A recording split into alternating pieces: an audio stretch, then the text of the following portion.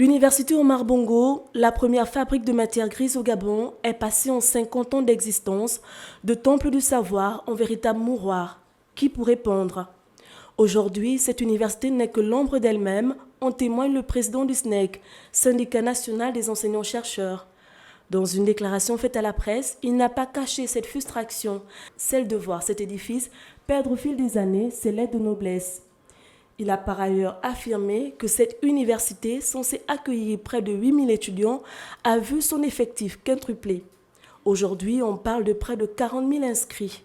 Qui pourrait répondre? Un effectif pléthorique pour quelle capacité d'accueil? Qui pourrait répondre?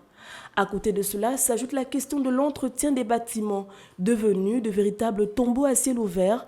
Loin des normes internationales requises, cette université a cessé de faire rêver bon nombre d'étudiants. La situation du campus universitaire fermé pour réaménagement vient alourdir ce tableau noir. Depuis près de 10 ans, les campus universitaires sont fermés, avec un restaurant universitaire qui fonctionne que partiellement.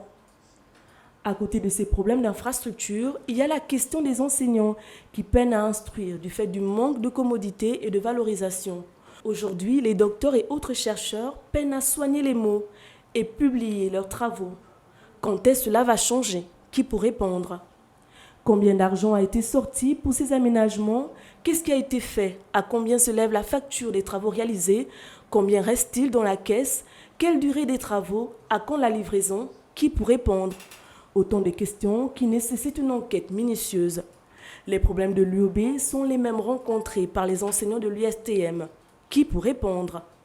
Avec le nouveau comité pour la transition et la restauration des institutions, dirigé par Brice Clotaire Oligingema, les étudiants gabonais, ceux de l'université Omar Bongo, de l'USTM, veulent rêver et croire qu'ils apprendront dans les meilleures conditions, dans un temple du savoir réaménagé, respectant les normes internationales et favorisant l'épanouissement de tous.